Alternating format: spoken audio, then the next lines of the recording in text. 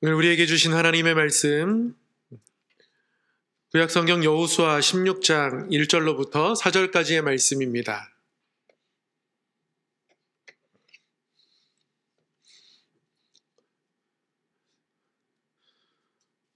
구약성경 여호수아 16장 1절로부터 4절까지의 말씀 344쪽에 있습니다. 우리 말씀 전체를 한 목소리로 함께 합독하겠습니다. 요셉 자손이 제비 뽑은 것은 여리고샘 동쪽 곧 여리고 곁 요단으로부터 광야로 들어가 여리고로부터 베델 산지로 올라가고 베델에서부터 루스로 나아가 아렉 족속의 경계를 지나 아다롯에 이르고 서쪽으로 내려가서 야블렛 족속의 경계와 아래 베토론과 게세레까지 이르고 그 끝은 바다라. 요셉의 자손 므낫세와 에브라임이 그들의 기업을 받았더라. 아멘. 날씨가 정말 춥습니다. 이 추운 날씨가 한 주 내내 계속된다고 하는데요. 추위 가운데서도 하나님 말씀 앞에 나오신 우리 성도님들에게 하나님의 뜨거운 은혜가 임할 줄 믿습니다. 우리 함께 서로를 향해서 이렇게 권면하겠습니다. 하나님의 뜨거운 은혜가 임할 줄 믿습니다. 하나님의 뜨거운 은혜가 임할 줄 믿습니다. 아멘. 오늘은 요셉 지파의 기업이라는 제목으로 함께 말씀을 나누도록 하겠습니다. 여호수아의 말씀을 계속해서 묵상해 오고 있습니다. 12장까지는 땅을 정복하는 이야기, 그리고 13장부터는 후반부 땅을 분배하는 이야기, 그 중에서도 13장에서는 하나님이 정복하지 못한 지역이 어떤 지역이 있었는지 쭉 나열케 하시면서 그런 하나님이 중요한 명령을 주시죠. 기업이 되게 하라. 그리고 기업이 되게 하는 이 순종의 모습을 유다 지파의 모습을 통해서 발견할 수 있었습니다. 14장, 15장 유다 지파가 땅을 분배받고 그 땅을 취하는 모습들이 나타나요. 특별히 아주 우리에게 중요하고 모범적인 본으로서 갈렙의 헤브론 정복, 또 갈렙의 모습을 보면서 온니엘이 기럇세벨을 정복하는 모습들이 나타나 있습니다. 기럇 아르바가 헤브론의 옛 이름이었습니다. 기럇 아르바, 아르바의 도시란 뜻이에요. 그 아낙 자손들, 세세, 아히만, 달메, 거대한 사람들이 있었던 그곳을 갈렙이 믿음으로, 하나님께 순종함으로, 하나님과 동행함으로 취합니다. 그리고 이어서 이제 16장부터는 요셉 지파가 분배받은 기업에 대해서 나옵니다. 본문 말씀을 살펴보기에 앞서서요, 이 땅 분배 순서를 보면 유다 지파가 가장 먼저 땅을 분배받고 그 다음에 요셉 지파가 땅을 분배받습니다. 땅 분배의 순서를 보면 유다, 요셉 이런 순서로 진행된다는 거죠. 계속해서 공부해 갈 거니까 뒤를 보면 알겠지만 나머지 다른 지파들의 땅 분배에 대해서는 이렇게 자세히까지는 기록하고 있지 않습니다. 유다와 요셉에 대해서는 비교적 자세히 기록하고 있습니다. 왜 유다가 가장 먼저였고 그 다음이 요셉이었을까? 이 땅 분배 순서에 어떤 의미가 있을까? 유다 지파의 땅 분배 이야기를 하면서 유다 지파가 실질적인 어떤 장자의 지파였다는 말씀을 한번 드린 적이 있습니다. 유다 지파가 실질적인 장자 지파가 되는 데는 몇 가지 역사적인 과정들이 있습니다. 원래 야곱의 12아들들 중에 가장 장남은 르우벤입니다. 그런데 르우벤이 장자의 지파로서 자리매김하지 못하게 되죠. 르우벤이 아주 중요한 죄를 하나 저지르게 됩니다. 성경에서도 그것에 대해서 굉장히 자세하게 전해주고 있는데요. 르우벤이 창세기 35장에 보면 아버지의 첩 빌하와 동침하는 장면이 나오거든요. 아버지의 첩과 동침하는 것은 정말 있을 수가 없는 일입니다. 이 일로 인해서 르우벤은 장자의 위치를 잃게 됩니다.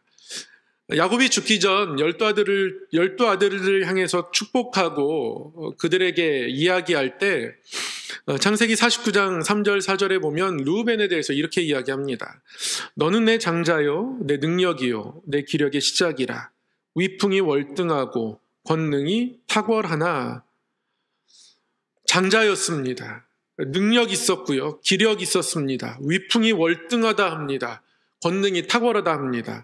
장자답다는 말씀이에요. 그런데 물의 끓음 같았다 이렇게 이야기합니다.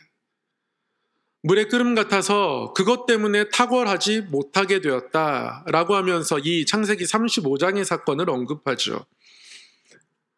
아버지의 침상에 올라 더럽혔다. 그가 내 침상에 올랐었도다. 아버지의 첩 비라와 동침한 사건, 이 사건이 르우벤으로 하여금 장자의 위치에 서지 못하게 합니다. 둘째와 셋째로 시므온과 레위가 있습니다.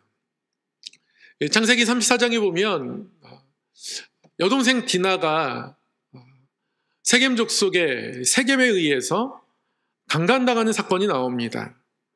세겜 족속 하몰의 아들 세겜에 의해서 여동생이 강간당하자 이때 시므온과 레위가 복수하려고 하죠. 이 복수의 방법이 할례를 이용합니다.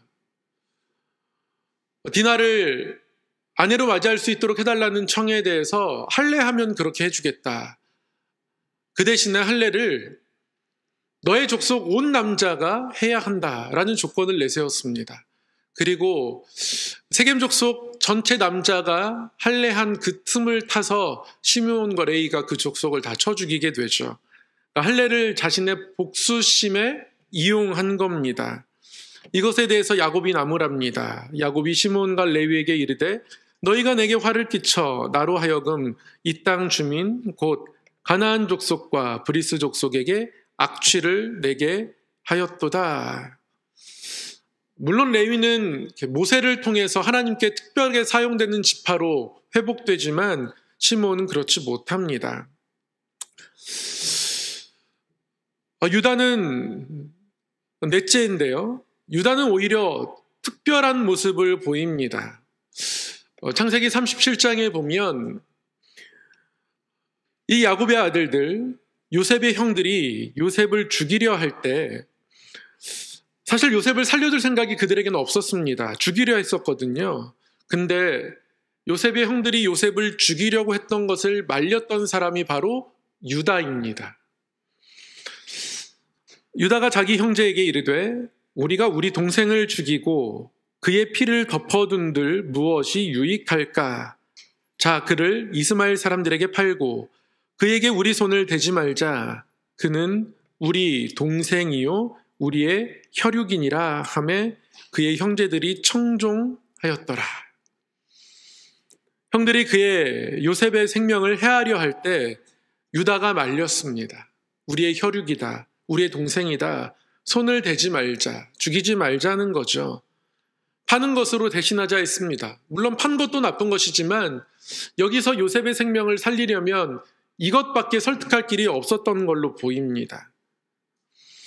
나중에 요셉이 팔려서 여러 가지 일들을 겪고 이집트의 총리가 되었을 때 그리고 야곱과 그의 아들들은 극심한 가뭄 때문에 곡식을 구하지 못해서 이집트의 곡식을 구하러 가서 요셉의 형들이 총리가 된 요셉 앞에 나오게 되었을 때 그때 한 가지 시험을 요셉이 하게 됩니다. 처음에는 베냐민이 요셉을 찾아오지 않았죠. 요셉의 형들은 요셉이 총리가 되었을 거라고 전혀 생각도 못하죠. 그러니 이집트의 이 총리가 내 형제 그 팔았던 요셉일 거라고 전혀 예상하지 못합니다. 엎드려 있을 뿐입니다. 그런데 이상한 요구를 합니다. 가서 베냐민을 데려오라는 거죠. 야곱 입장에서는 애굽에서 돌아온 자신의 아들들이 이집트의 총리가, 애굽의 총리가 베냐민을 데려오라고 한다. 납득할 수가 없습니다. 도대체 왜 베냐민을 데려오라고 하는 건지. 형들에게 심부름 갔던 요셉이 실종되었거든요. 짐승의 피 묻은 옷을 가지고 와서 죽은 걸로 알고 있습니다. 시체도 찾지 못했습니다. 그런 야곱이 베냐민까지 이 형들에게 줄 수가 없습니다. 야곱은 이 모습만 봐도 굉장히 괴로운 시절을 이미 보내고 있었던 거예요. 근데 그때 유다가 혹시 베냐민에게 무슨 일이 있으면 그 핏값을 자기가 대신하겠다고 합니다. 그렇게 베냐민을 이집트에 데리고 오죠. 총리가 원하니까. 그런데 요셉이 이때 한 가지 시험을 합니다. 베냐민의 곡식 자루에다가 이집트의 은잔을 집어넣죠. 은잔을 도둑질한 어떤 범죄인으로 누명씌우려고 한 겁니다. 갑자기 수색을 했는데 베냐민의 곡식 자루에서 이제 은잔이 나왔습니다. 이것을 왜 훔쳤느냐? 베냐민 자신도 황당하고 형들도 황당할 겁니다. 베냐민이 그래서 이집트의 귀중한 보물을 훔친 도적으로 몰리게 되죠. 그래서 베냐민은 돌려보지 못한다. 너희들끼리 돌아가라. 그때 유다가 요셉 앞에서 정말 이렇게 이야기합니다. 아버지께 한 이야기도 있기 때문이기도 하죠. 이제 주의 종으로, 그러니까 자기로 그 아이 베냐민을 대신하여 여기 머물러 있게 하고, 그래서 내가 대신 주의 종이 되게 하시고 그 아이는 그의 형제들과 함께 올려 보내소서. 유다는 계속 사람을 살리는 일들 가운데 나아갑니다.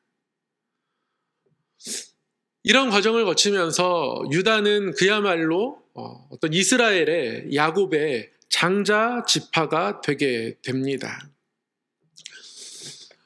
누가 뭐래도 야곱이 가장 사랑했던 아들은 요셉이었습니다.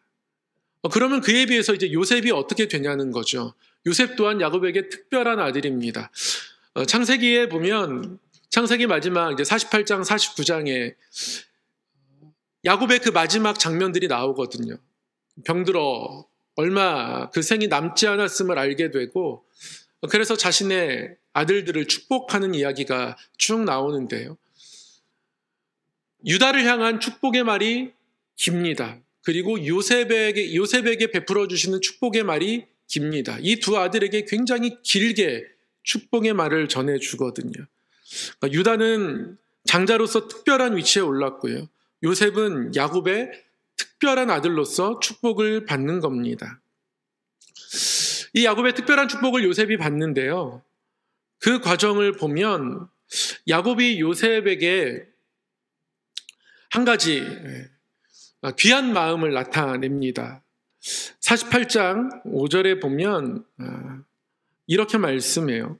내가 애굽으로 와서 내게 이르기 전에 애굽에서 네가 낳은 두 아들 에브라임과 므낫세는 내 것이라.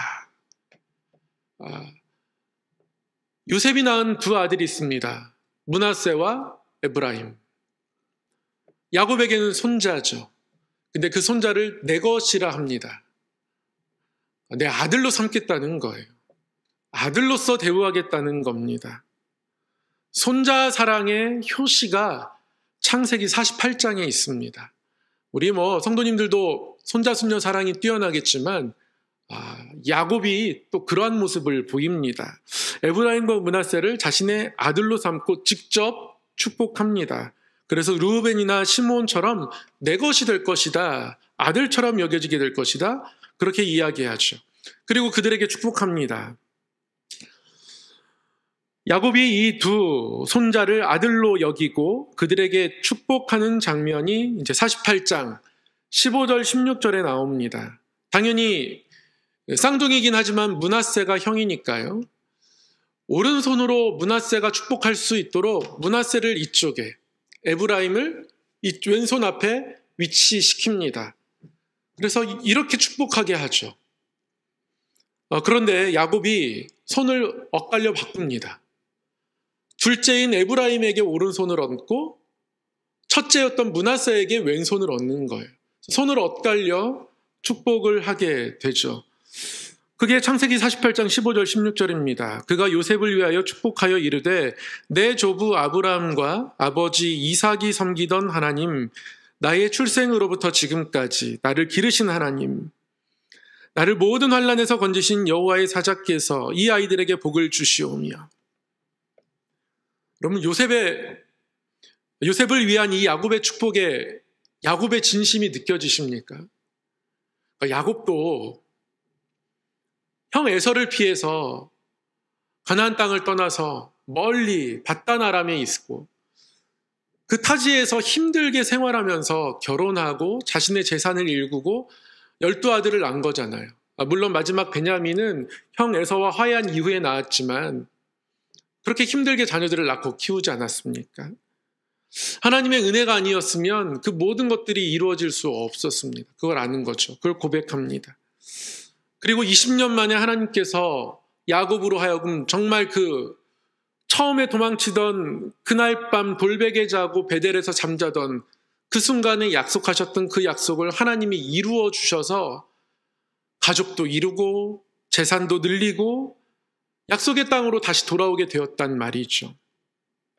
그렇게 출생으로부터 지금까지 나를 기르신 하나님이 에브라임과 므낫세 이들에게 함께하기를 축복하는 겁니다. 나와 함께 하신 하나님, 그 어려운 시절 세월들 거기에 함께 하셨던 하나님이 에브라임과 므낫세, 내 손자들, 아들로 삼는 이들에게 함께 하기를 원합니다. 그게 지금 야곱이 요셉을 위해서, 그리고 구체적으로는 요셉의 아들들, 자신의 손자 에브라임과 므낫세에게 베푸는 축복인 겁니다. 이들로 내 이름과 내 조상 아브라함과 이삭의 이름으로 칭하게 하시오며 이들이 세상에서 번식되게 하시기를 원하나이다. 아브라함과 이삭과 야곱 그리고 요셉의 하나님으로 칭하여질 수 있도록 후대에 이들과 함께 하신 하나님이 남겨질 수 있도록 하나님, 나의 하나님이 이들의 하나님 되게 하시고 나의 하나님 되셨던 것이 이들의 하나님 된 것을 모두가 보고 그 하나님을 칭송하고 그 하나님을 고백할 수 있는 인생 되게 해달라고 축복하는 겁니다. 여러분, 이런 축복이 또 있을까요?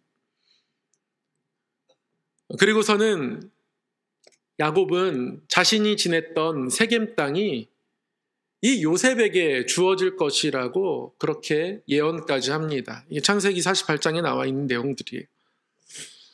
그리고 결국 요셉이 마지막에 애굽에서 죽게 되지만 그 뼈를 가지고 요셉의 뼈를 장사했던 곳이 세겜이 됩니다. 이렇게 요셉 지파는 특별하게 축복받은 지파였습니다. 그러니까 유다와 더불어서 요셉은 특별한 축복을 받았던 지파입니다. 그런 요셉 지파에게 오늘 땅이 배분되는 거예요. 그런데 오늘 말씀을 보면 요셉 자손이 제비 뽑았다 이렇게 이야기하죠. 에브라임 지파와 므낫세 지파가 독립된 지파로서 이들 가운데에 광야의 행진을 지금까지 해왔습니다. 모든 일들을 그렇게 감당해 왔어요. 그런데 정작 땅을 분배하는데요, 에브라임 지파가 따로 뽑고 므낫세가 따로 뽑지 않고 요셉 지파가 어떤 땅을 뽑은 거예요. 한 몫인 겁니다. 요셉 지파가 한 몫을 뽑게 된 거에 대해서 이들이 불만을 좀 갖게 되었습니다. 사실 넓이로 보면, 지도상으로 보면 두 지파가 에브라임 므낫세가 같이 있어도, 그리고 므낫세의 절반은 이미 요단강을 건너오기 이전에 요단강 동편에 일부의 땅을 분배받았기 때문에 이것이 무리한 땅 분배는 아닙니다. 그런데 문제는 땅의 넓이가 굉장히 넓음에도 불구하고 대부분의 이렇게 산지였던 거예요. 정착 생활을 하려면 농사를 지어야 하거든요. 근데 다 대부분 산지입니다. 이른바 에브라임 산지, 평평한 곳이 별로 없는 곳, 골짜기 많은 곳, 사람 살기 불편하고 물 있는 곳에 집을 지었다가 비가 조금만 많이 와도 그 골짜기에 급류가 흘러서 쓸려나가는 그런 곳, 땅이 마음에 들지 않는 거죠. 이 에브라임 산지가 그들에게 분배된 것에 대해서 불만이 생겼습니다. 이러한 불만이 여호수아 17장 14절 15절에 보면 나타납니다. 16장 17장이 요셉 지파의 땅 분배인데요. 그 끝에 보면 이렇게 기록되어 있어요. 요셉 자손이 여호수아에게 말하여 이르되 여호와께서 지금까지 내게 복을 주심으로 내가 큰 민족이 되었거늘. 인원도 많았습니다. 당신이 나의 기업을 위하여 한 제비 한 분깃으로만 내게 주시면 어찌함이니까? 왜 한 제비 한 분깃만 주십니까? 에브라임과 므낫세가 엄연한 두 지파로 취급받아야 하는데 왜 한 분깃으로 주십니까? 왜 그렇습니까? 따지는 겁니다. 여호수아가 그들에게 대답합니다. 여호수아가 그들에게 이르되 네가 큰 민족이 되므로 에브라임 산지가 내게 너무 좁을진데 브리스 족속과 르바임 족속의 땅 삼림에 올라가서 스스로 개척하라 하니라. 에브라임 산지가 너무 힘들고 어렵다면, 그게 좁다고 여겨지면 그 주변 산지까지 너희들이 올라가고 그리고 거기에 가서 개척하면 되지 않겠느냐. 여호수아가 자신의 땅 분배에 한 분깃을 준 것에 대해서 물러서지 않습니다. 아이쿠, 두 지파인데 두 분깃을 줘야 되는데 한 지파 와서 빨리 하나 더 뽑아, 이게 아니란 거죠. 스스로 개척하라. 삼림이라도 올라가서 스스로 개척하라. 그러나 이들은 계속해서 불평할 뿐 여호수아의 이러한 조치에 대해서 부당하다 끝까지 여기게 됩니다. 이 땅 분배의 두 모습을 성경은 아주 극명하게 대조합니다. 산지 헤브론을 점령하는 유다 지파와 에브라임 산지에 대해서 분배받은 것에 대해서 불평하는 요셉 지파.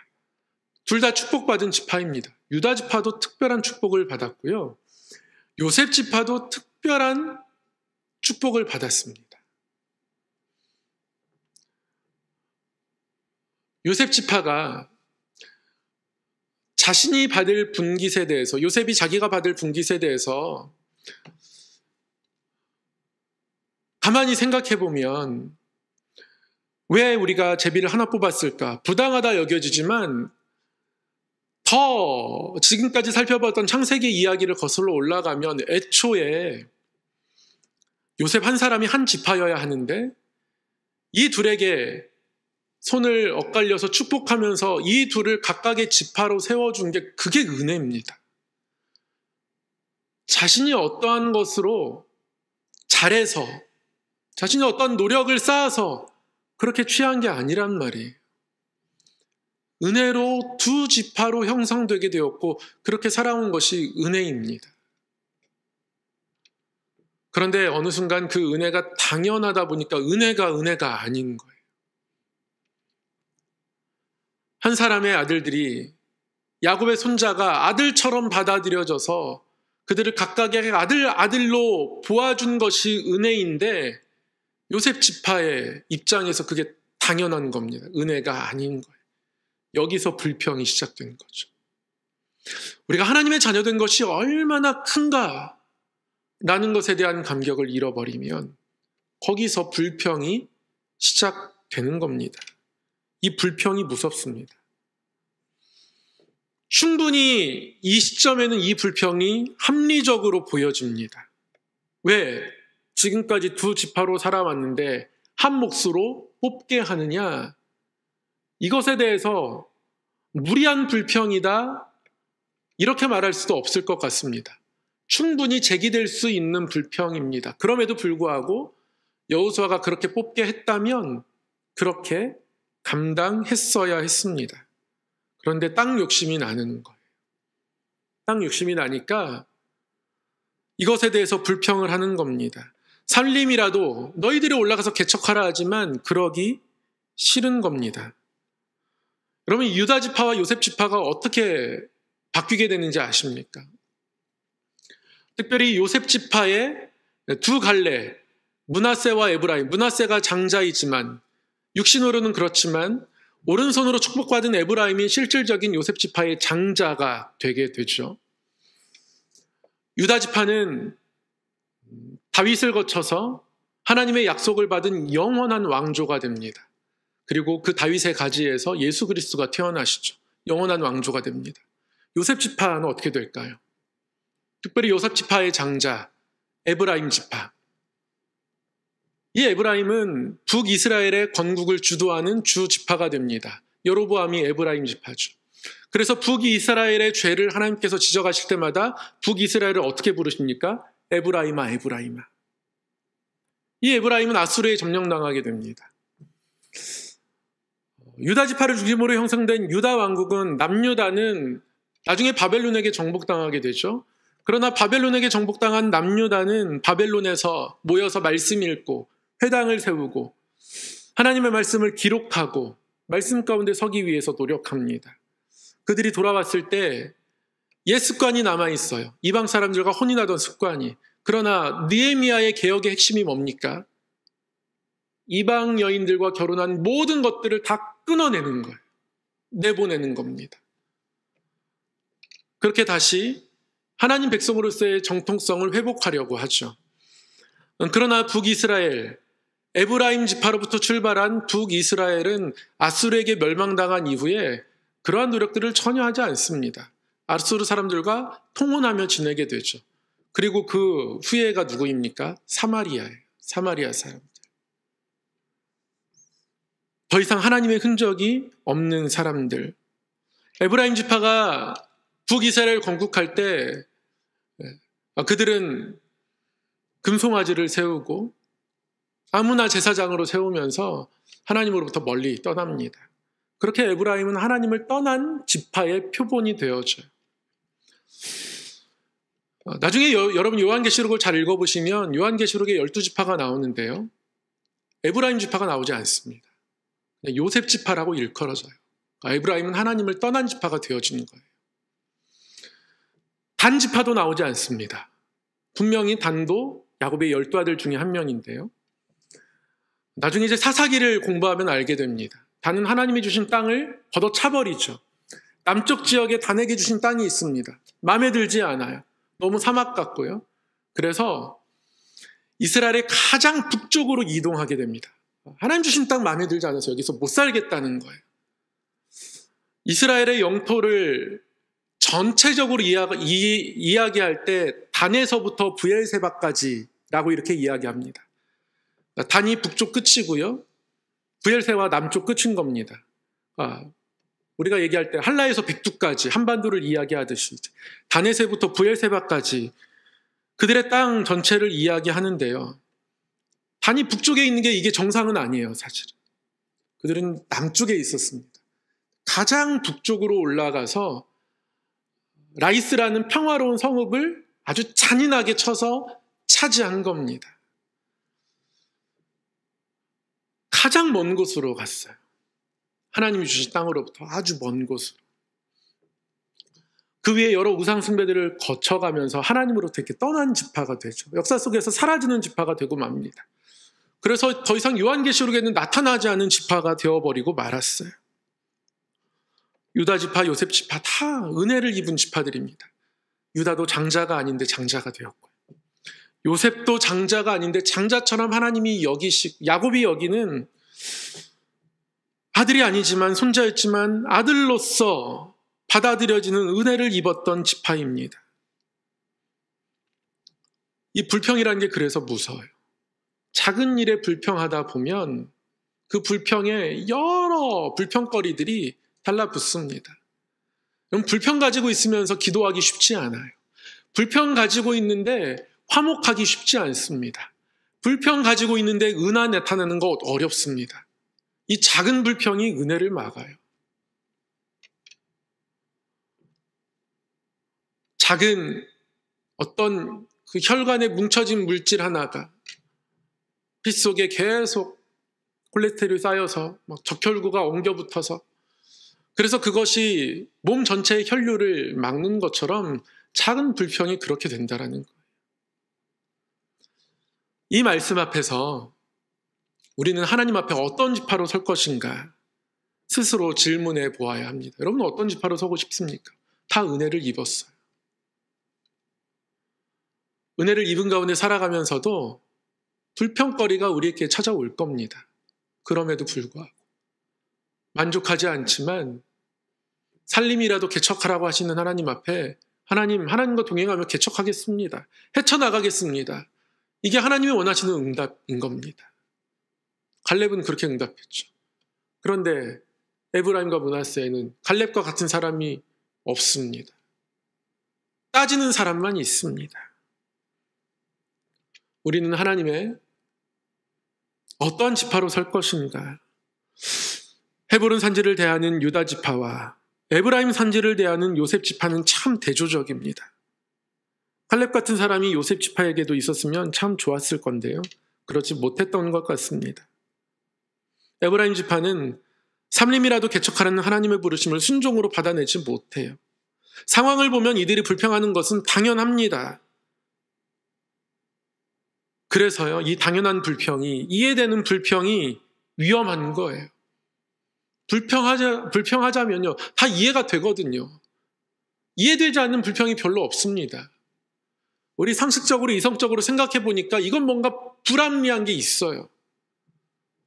그래서 불평을 만들어내니까 대부분의 불평은 나름대로 다 이해가 된단 말씀이에요. 그게 위험한 겁니다. 불평이 믿음의 도전을 막고 순종을 만듭니다. 그리고 이 불평이 습관이 되면, 이 불평이 점점 부풀려지면 결국 하나님을 향한 반역이 되어버려요. 하나님을 등지게 되고 내 뜻대로 살아가요. 그게 사사기의 백성들입니다. 자기 소견에 옳은 대로 살아가는 사람들. 불평이 위험합니다. 땅 분배의 이야기, 이 후반부에 기업이 되게 하라라고 하신 그 거대한 명령 아래에서 유다 지파와 요셉 지파가 사뭇 다른 모습을 보이는 이 두 대조 앞에서 하나님, 갈렙 지파처럼 서길 원합니다.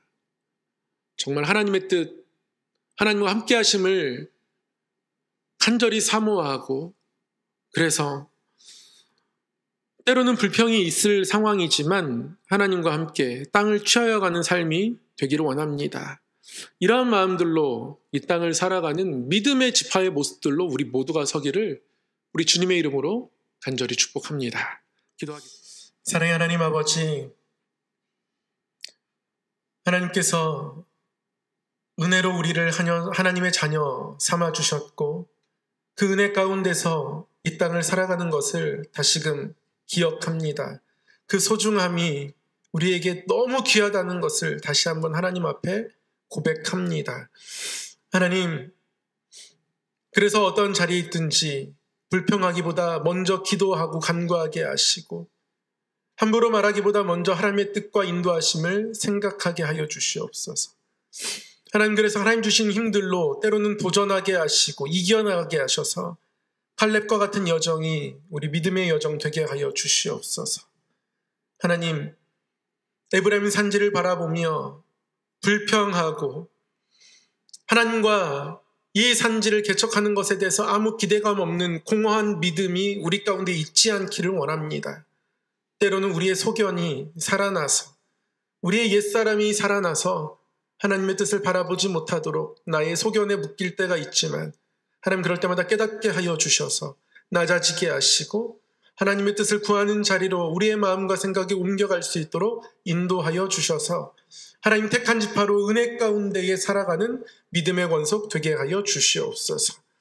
하나님, 우리 성함교를 그렇게 붙들어 주시고 우리 성함에 속한 모든 가정과 자녀들과 가족들, 일터를 또한 지켜 보호하여 주시옵소서. 이날의 이민족을 주의 손을 붙들어 주시고 저 북녘 땅을 또한 어둠 가운데서 건져 주시옵소서.